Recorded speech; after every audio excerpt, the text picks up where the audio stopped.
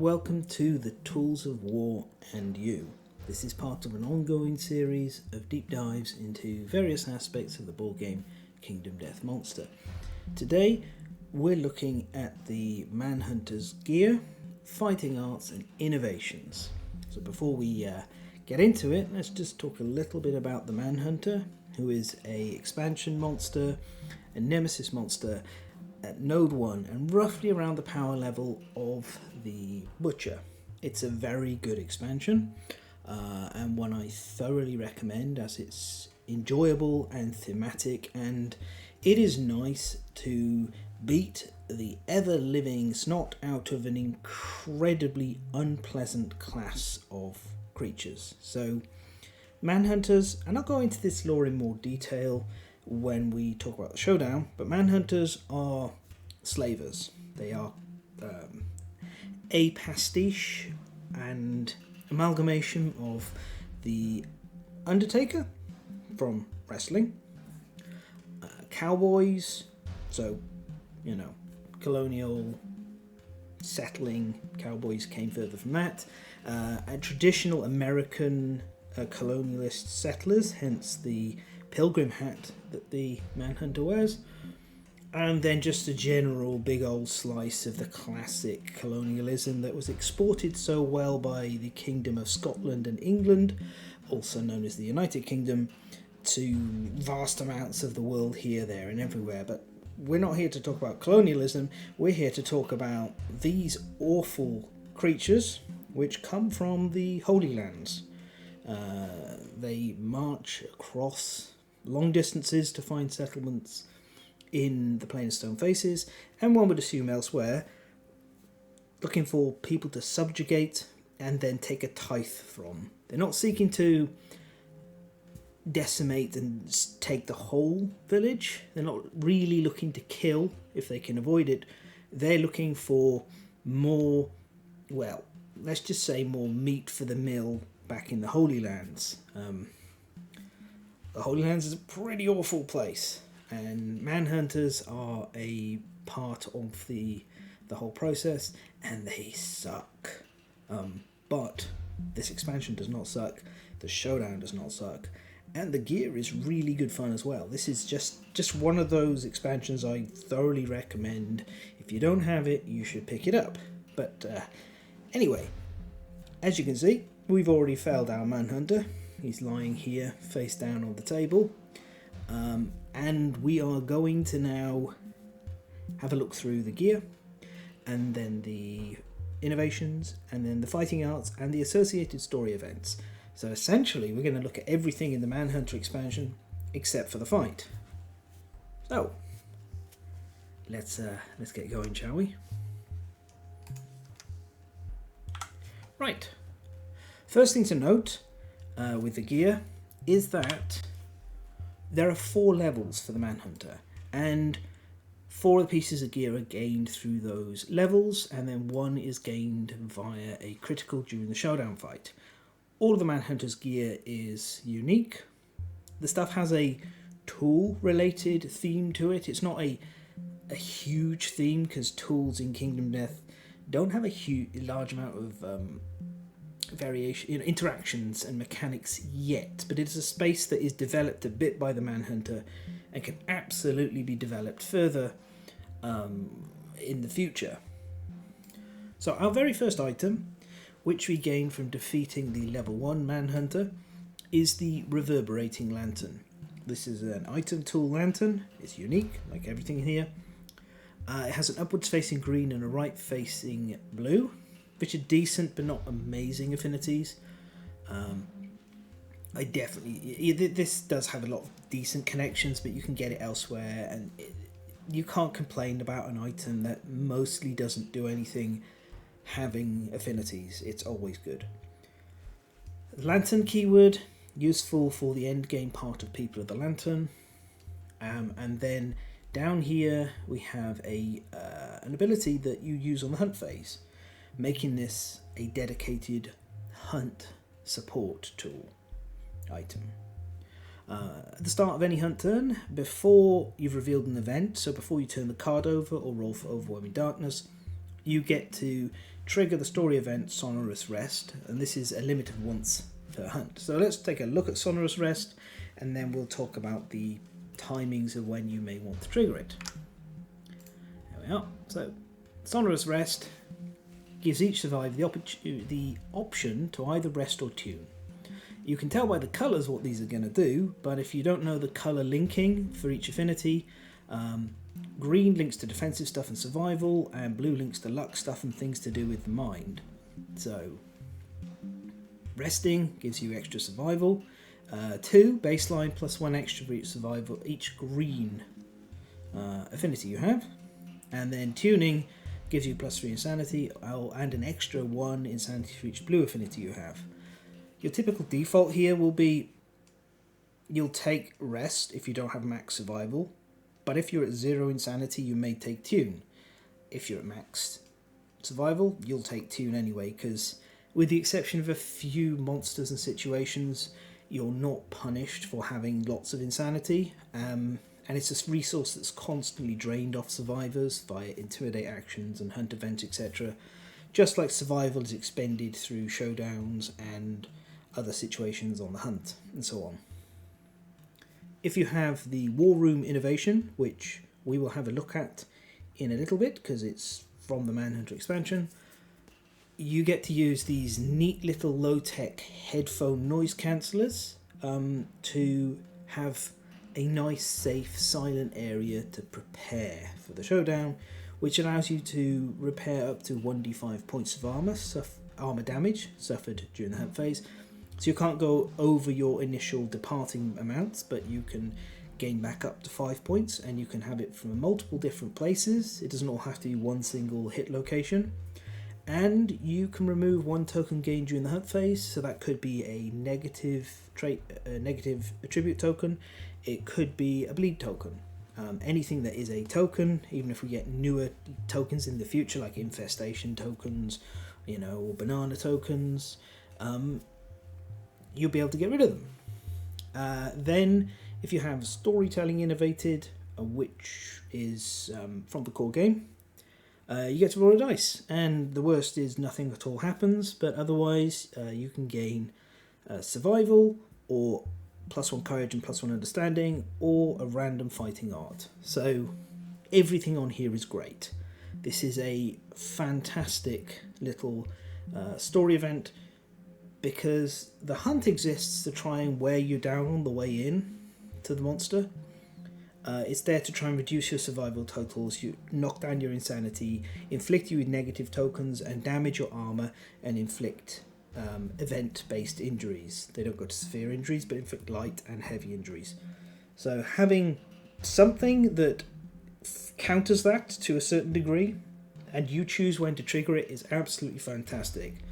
The usual points you'll trigger this are if a survivor now has no survival left, because there are some hunt events that say spend all of your survival at least 1 or die, so having survival back will help protect you against those.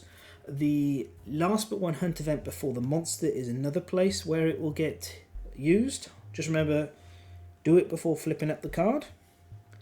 And you also will quite often employ it just after Overwhelming Darkness, because that can strip a lot of survival off people and maybe even take away insanity and stuff like that.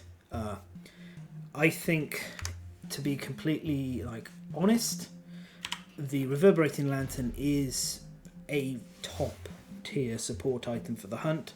It is really, really, really good.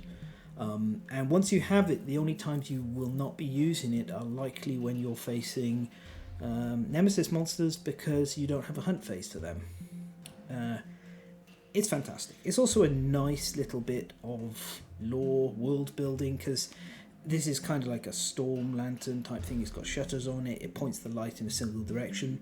It shows how sophisticated the lanterns are that are employed by these individuals, and they take the place they're traveling through very seriously. It's interesting to see such a despicable, awful, and dangerous individual like a Manhunter still has a ton of stuff dedicated to keeping them alive when they're travelling through the darkness, helping you understand where they sit on sort of the ladder of things. It's not super high up, but it is above the survivors. Okay, for defeating the level 2... Oh, sorry, before the level 2 Manhunter, I almost forgot, we have the Manhunter's Hat, which I wanted to put in here because you can get it from the level 1 showdown. This is gained by critically wounding the Hunter's Hat hit location, and it'll give you this hat plus a leather. Normally, the Hunter's Hat is an impervious location, and you get punished for hitting it if you don't crit. But if you do crit, you get this accessory. It's item, rawhide leather. Adam did confirm to me in an email many years ago that it was supposed to have a set and outfit to allow it to complete a rawhide or a leather set. So bear that in mind. These days I'm waiting for it to get updated in Campaigns of Death to hopefully properly have all of those requirements. But even without that, it's a fantastic little bit of headgear, giving you 3 good affinities. That down blue is amazing. There's loads of armor sets that love that down blue, and other builds. And also you get ignore the first severe head injury you suffer each showdown, a permanent ignoring. It's like, this is a lot of protection for the head. And if you're playing the Gormant Armor healing factor build, where you're less reliant on armor points and more reliant on the Gormant suit to keep you alive, the Manhunter's Hat is a cracking piece of that, because not only does it sit above the Gormant Mask and help activate the Gormant Mask and give you half a red affinity to have guard ready and activated on the armor piece, the body piece, Gormant suit, it also gives you extra synergy because the first severe head injury, which are the ones most likely to kill you, gets ignored. I really think this is worth bringing up because this build has had an additional piece of the puzzle given to it in the Gambler's Chest.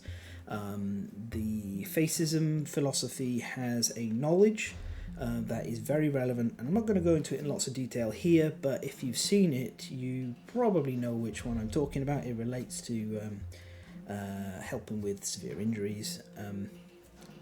I've put it together and I've had a grand time with it. It's really a lot of fun. I think the Manhunter's Hat is actually just such a fun concept. The physical box comes with multiple different survivor heads wearing the hat, so that's pretty neat and enjoyable as well. This is a good item if you get it, and it will only get better if it gains outfit and set keywords as Adam originally stated it was supposed to have. Now let's get on to the actual level 2 reward. This is the Hunter's Heart. So this is an item, consumable, metal and heavy. This is another piece of the lore puzzle around how Manhunters survive, or I should say keep being rebuilt. Because as you can see here, if you die, the heart crawls back to the settlement, you roll a dice, and on a 7+, 40% of the time, it regrows you. This also has a thing you can do in the settlement to archive it, to do the Bleeding Heart settlement event. We'll look at that, but first of all, a little bit more about the Hunter's Heart. So, first of all, this is used in making green armor. So, you don't want to archive it if you're looking to make green armor for your campaign, which we can talk about when green armor lands on the KDM simulator. But also, if you are planning to throw Nemesis showdown fights because you want to turn damaged and broken population or blank plebs, that's survivors who don't really do anything good and have been there with you from the start, into new resources via Cannibalize or extra endeavours via Graves, you can chuck a Hunter's Heart on one of them and they will die, and then you get to roll a dice and 40% of the time they come back, but you still get all the benefits of them dying. So this is not a bad little item for those kind of things. It's also nice insurance for the healing factor build, which we talked about before. If you do die, this is a chance of bringing you back, although not such a great deal then, because the idea is not to die in the first place. It's just to soak other severe injuries. And you can also just stick this into a gear grid if you've got a spare slot and you're a bit worried about going to a fight that you can't normally, you're not confident at, you say, like you haven't done it before. You could chuck a Hunter's Heart on there to give you a little bit of a chance of insurance against the worst situation, which is a full party wipe. There's a couple of other interesting things. If you are playing, this is Gambler's Chest, if you have homicidalism, there's stuff you can do that involves killing survivors. This will give you all the benefits of that survivor dying and then regrow them 40% of the time, which is a nice little bonus there to have that kind of synergy. And also it's just like it gets around a lot of things that normally you wouldn't be able to survive from. For example, if you had an instrument on the hunt and you were killed by the harvester, the heart could still regrow you from that because you have died. You still do die. You have not avoided dying. You've just been reconstituted by the hunter's heart. So there's a lot of edge things you can do with this. The main negative of the whole thing is that if you choose to employ it this way, you don't get to do the Bleeding Heart story event. And also if you're trying to build green armor, eventually you're going to have to use this up in order to craft a piece of the green armor. And the last complaint is the same thing that goes into most, which is it doesn't have any affinities. However, it has some really interesting and useful synergy with the Death Mask from the Mask Maker, which the video should have been out by now for the Mask Maker location. The Death Mask doesn't allow you to have any affinities on your gear grid to benefit from it. And it also gives you -4 to all your severe injury rolls in exchange for +4 luck. This doesn't have any affinities, and this is a little bit of insurance against, again, that taking of a severe injury. So it's something you might want to use in that kind of situation.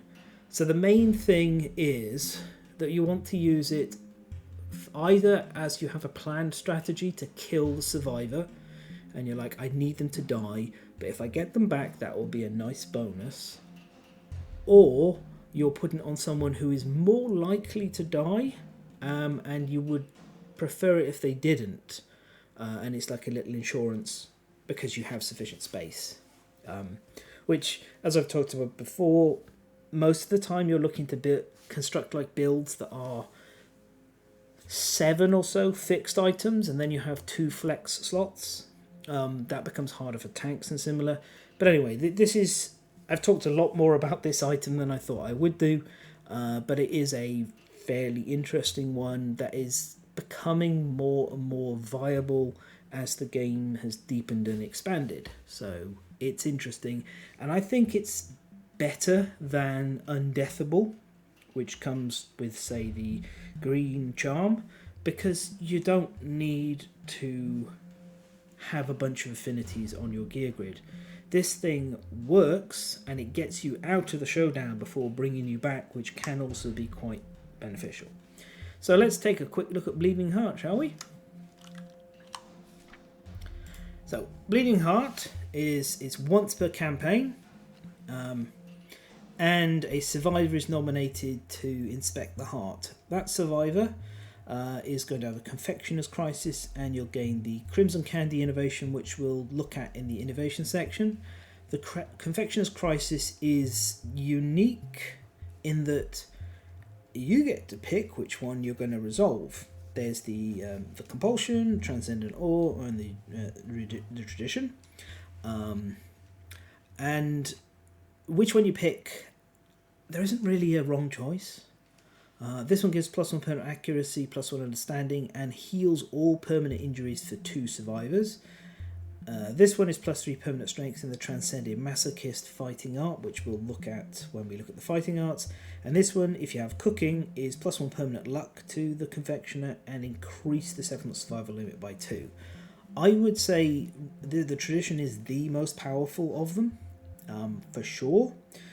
and probably the Transcendent Ore is the weakest, just because like this extra on the injuries is like really useful, but is situational. So I would usually pick the Tradition. I'd pick the Compulsion if I've got some very good survivors who need healing, and I might pick the Transcendent Ore if I have a specific build that wants a high strength survivor, like I'm leveraging daggers or whips that really want high strength for you to be able to use them properly. In the end, this is a fantastic little event, which it makes the use of the Hunter's Heart more interesting and difficult, because I would say there's just not a right answer. You don't have one. It all depends on the circumstances and the playstyle you want to take, and I think that is where you have really good design, when you're making a tough choice and you're picking it based on circumstances. Okay, so when you defeat the level 3 Manhunter, you get Tools of War. This is how you get the tool belt, which we'll look at right after the event. You'll pick a survivor as the veteran. They will first of all find this cute little toy, a little reminder that the Manhunters were not always Manhunters, or maybe they have a softer side, or the other, like, maybe more cynical take is that this is a toy from another settlement that the Manhunters kept as a trophy. Either way, it's a nice little bit of world building. The veteran gets +1 permanent strength, and the seasoned hunter fighting art. We will look at that, and we'll look at the war room innovation when we look at those various sections. So the last thing to consider is the understand the meaning of war table.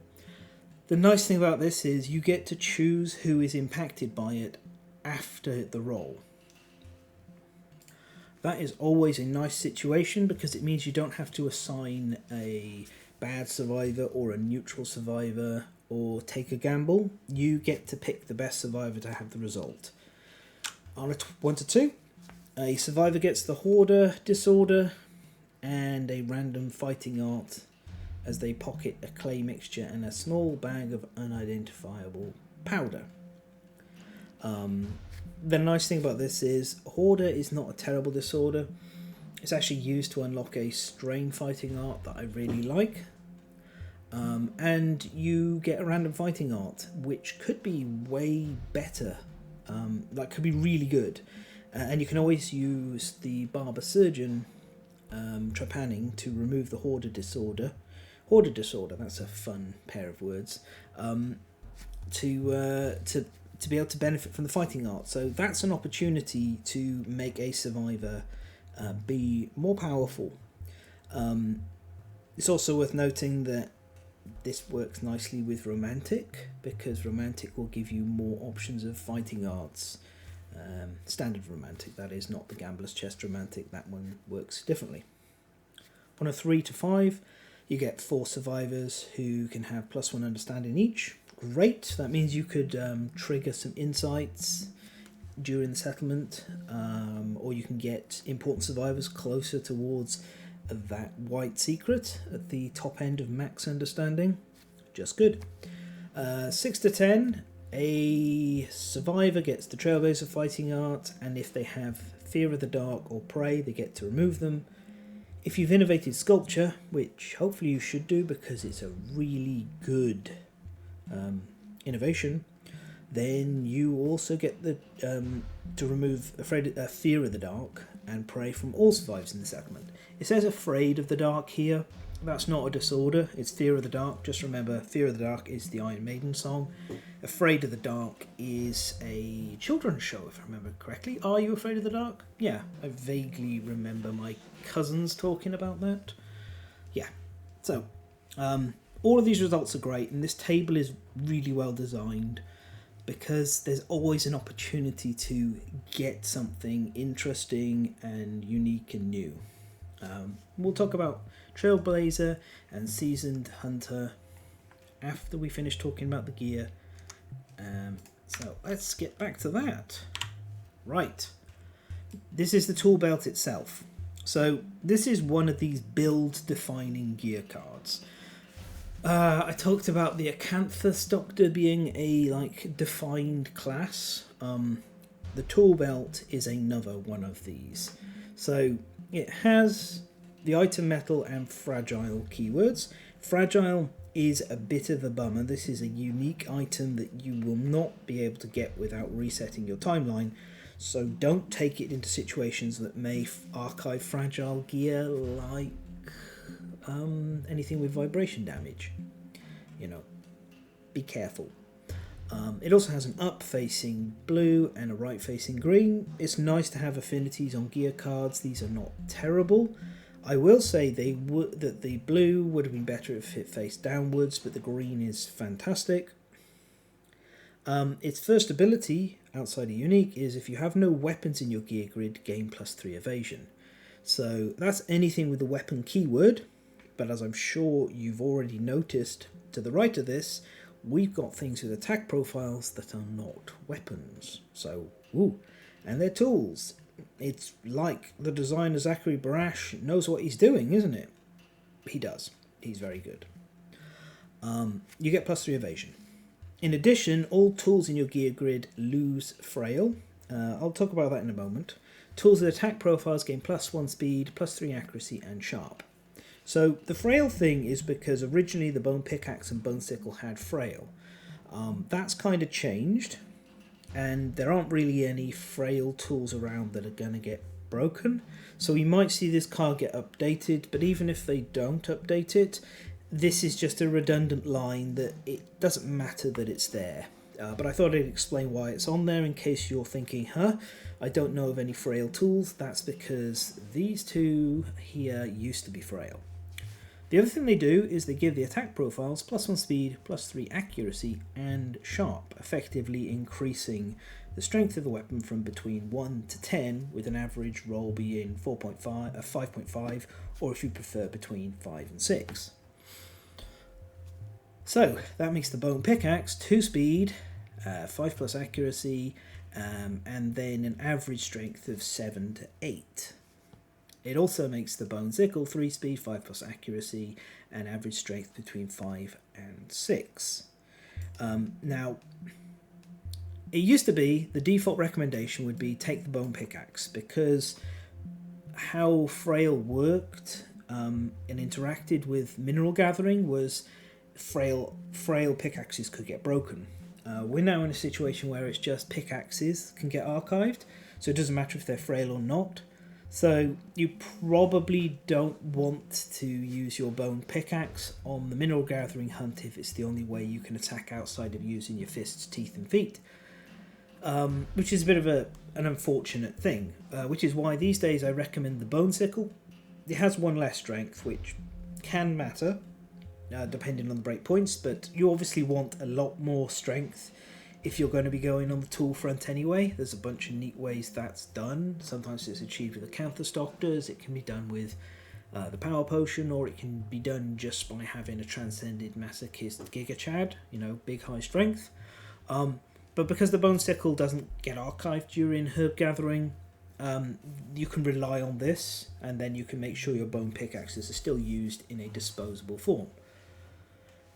It's also worth mentioning that there is another neat little bit of synergy with the Sunstalker expansion, in that the Shadow Saliva Shawl, in addition to being a tongue twister, gives you evasion, uses green affinities, and it gives slow to all weapons in your gear grid. These are not weapons. So you have another little piece of synergy there, where you'll be able to run the Shadow Saliva Shawl instead of Monster Grease and still have a decent speed weapon. The last thing to note is that the Bone Pickaxe is really great against the Dung Beetle Knight, and you may just want a tool belt and a Bone Pickaxe in order to use that against the hard locations that need to be broken open by a pickaxe, club, or shield. So, fantastic item, the tool belt. Really interesting, and gives you a firm direction to steer a Survivor gear grid in during the mid-game when you get it. Okay, last up we have the level 4 Manhunter reward. This is Deathpact. This is a pistol. It is a gunpowder pistol. It's item metal fragile. It is unique. It's got a cute little lion on the handle because there's a big lion motif in the Holy Lands. Unique, at the start of your act, gain +1 survival, and once per campaign you may fire the gun to automatically hit and inflict a critical wound, plus it's got an up blue and a right red. These affinities are not very good. I would like these to be inverted 100%, like flip like that on the bottom and that on the left, but as always you cannot complain about a gear card having affinities. It's better than it not having any, even if they are not in the best orientations for the kind of builds you'd like to use it for. This automatic hit, inflict and critical wound is pretty solid, though you'll want to make sure you're using hit location scouting to not just fire this and bang it into the trap or an impervious location. But it's great. It's a founding stone effectively on tap for a single shot, which is nice. The big thing is this start of your act, gain +1 survival. This is a rare and really powerful ability. Gaining +1 survival at the start of your act means that you could surge twice in a turn, or you can attack and surge to attack again, attack twice, or you could have a free dash or anything like that. Survival is incredibly powerful, given that it is multiple different things until you decide which one you want to use it on, and that is amazing. And Deathpact is amazing, but also there's some neat synergies with anything that lets you spend survival to gain a benefit. So to provide a classic example, the silk boots from the Spediculous silk armor set let you once per turn spend a survival to gain 2, if I remember correctly, 2 insanity. Actually, I'm going to look up right now and make sure that I've got that number right. Yeah, just checked. 1 survival to gain 2 insanity. And there is like that helps you maintain a Phoenix placard if you're playing with a mixed set. That's where you put pieces of different armor sets together to get highly synergist stuff. And Deathpact plus Silk Boots plus the Phoenix placard come together in a very synergist way. Otherwise, everything you can do with Deathpact, you can do the same thing with the God Mask from the Mask Maker. That in essence, if you can spend survival to get a benefit, this is really good, and it gives you more survival. Having a survival every single turn for as long as the showdown goes on is incredibly powerful. So this is a fantastic item, and one you're just going to put into gear grids and use because you're like, great, now I can block every turn and not worry about running out of survival, or woo, I can attack twice every turn, not worry about that. So fantastic, absolutely fantastic piece of gear. Like every single thing in this expansion, all of these pieces of gear, they're all amazing. Okay, so I said next we'd take a look at the fighting arts. Right, so there's 4 fighting arts in this expansion. We start with Trailblazer, which you can get from Tools of War, or you can just draw it from the deck. The hunting party may start the hunt phase 1 space closer to the monster. The first space is always, if I remember correctly, not a monster-specific event, but even if it is, it doesn't matter, because jumping over a space is great. You know you're skipping that first space, so you don't put like your mineral gathering or sky fishing or herb gathering in that space, so you don't jump over it. But this also has other abilities, which is at the start of the showdown, all survivors gain +1 survival and up to +1 insanity, which is nice. You don't have to gain insanity if you don't want to, and there are occasions where you may be concerned about it, like fighting the Slenderman or the Screaming Antelope, which can punish severely survivors with too much insanity. The other really nice thing about Trailblazer is every copy of Trailblazer works on top of every previous copy. So you could put this on a sculpture and have it as a default thing for all of your survivors and just be like, hey, I start every hunt 4 spaces closer to the monster, and at the start of the showdown we get +4 survival and up to +4 insanity for every survivor, which is really powerful. like very, very powerful. Skipping 4 spaces on the hunt, and it's optional. You don't have to skip all 4 if you don't want to, or it could even be 5 if you're playing with a scout or you're playing 5 or 6 players. Huge, just huge. This, like, I've always quite liked this, but the more I played with Trailblazer, the more I'm quietly impressed with how much work it does, because skipping hunt events is always good. Hunt events can be good, they can be bad, but they trend towards damaging your party by design. Skipping them is nice. Our next one is Transcended Masochist. First of all, suggested nudity. Let's not worry about it. This is Kingdom Death. I mean, we're all adults here. If we're not, then, kudos on your parents for letting you play this. This is Breccia. She appears in the Giga Lion expansion, and she was also the leather pin-up model in the old pin-up line, and so I thought I'd just mention that's Breccia, who I believe is a part of one of Adam's first like settlements. So she's like, and she's a character within this. Within the history of this, and probably a survivor archetype. Like she's survivors tend to be kind of like there's multiples of the same ones wandering around, or they have the same look. They're not the same person, but they have the same baseline physique and everything, and there's probably multiple Breccias out there. Let's get on to the ability, shall we, rather than talk lore about a character who barely appears in any lore, but is one of my favourite characters, Breccia.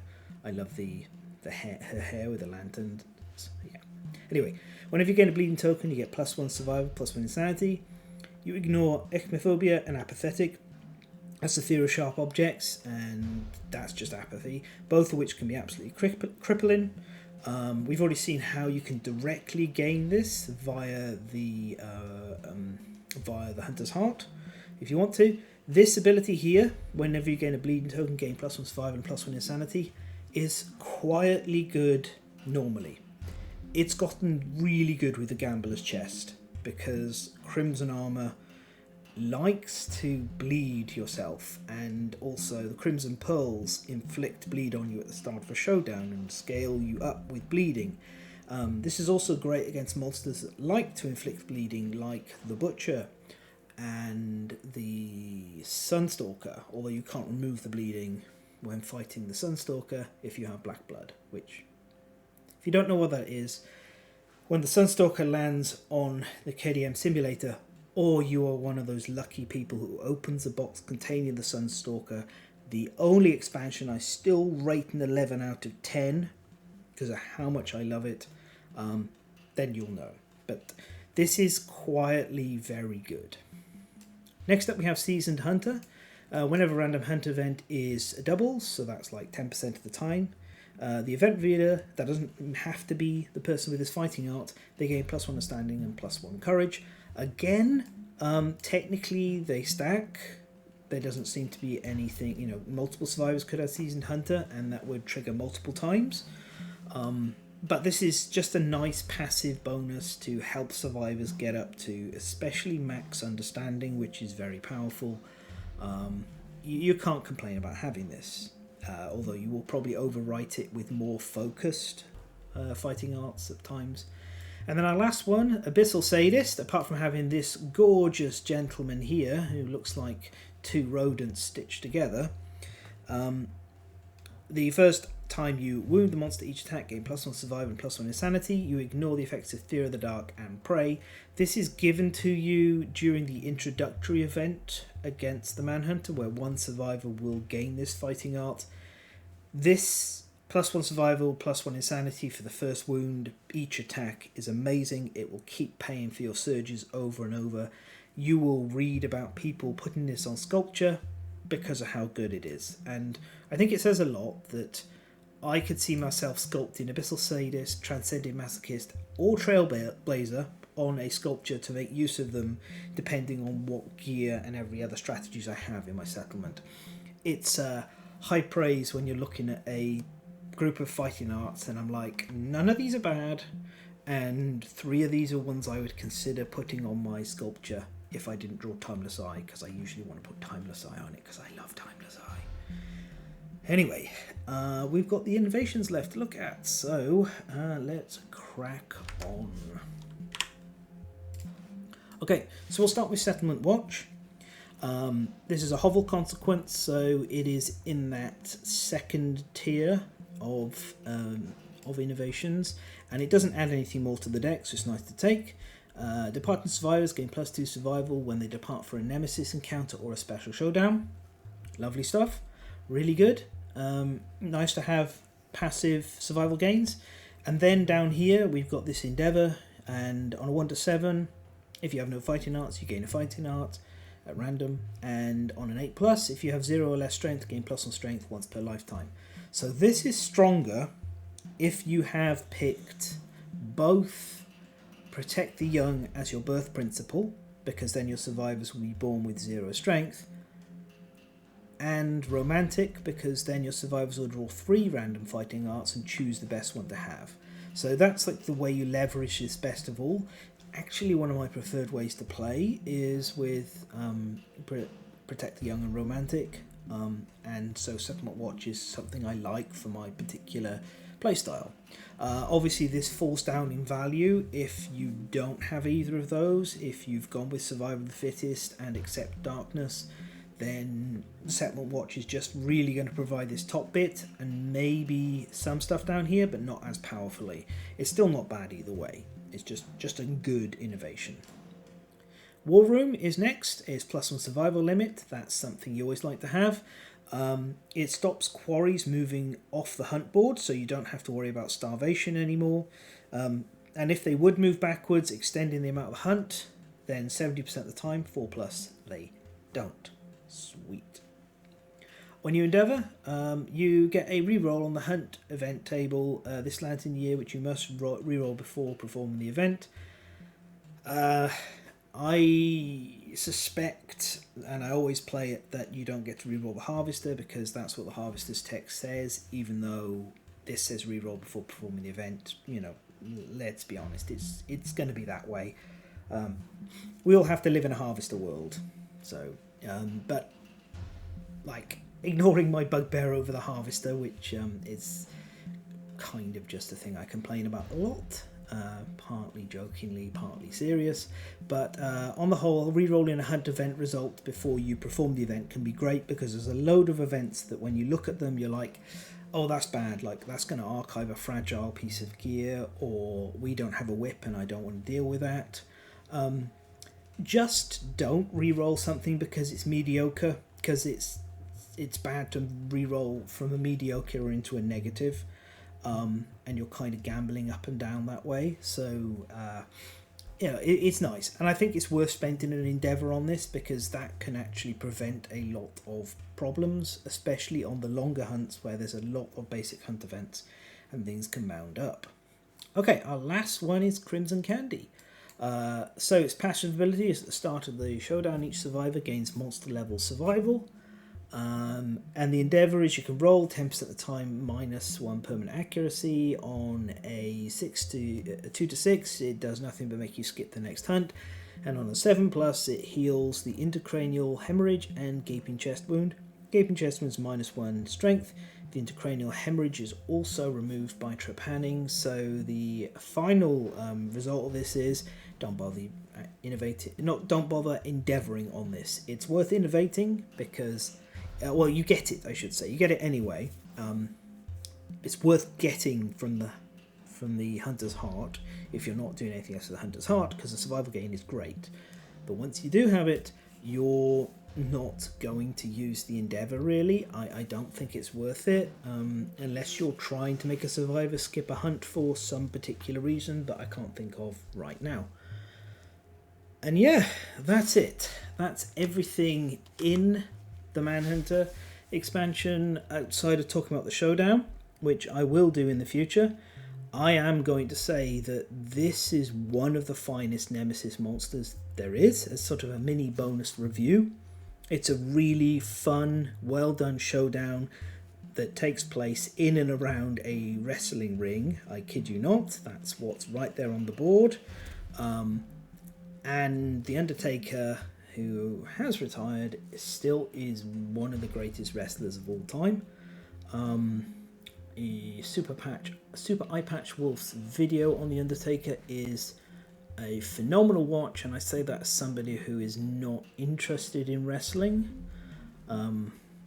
But it's still really good. And to get back on topic, everything about this expansion is fantastic, and I am always looking for reasons to take this expansion out of my experience, because otherwise it's just default going in. I need to have a good reason not to play with it. And I do hope we see some more Manhunter related stuff expanding further, maybe some more tools in Campaigns of Death or things like that. But even if not, this is a phenomenal expansion and a really good purchase for anyone looking to expand their collection. So, until the next video, while you're out there in the darkness, happy hunting.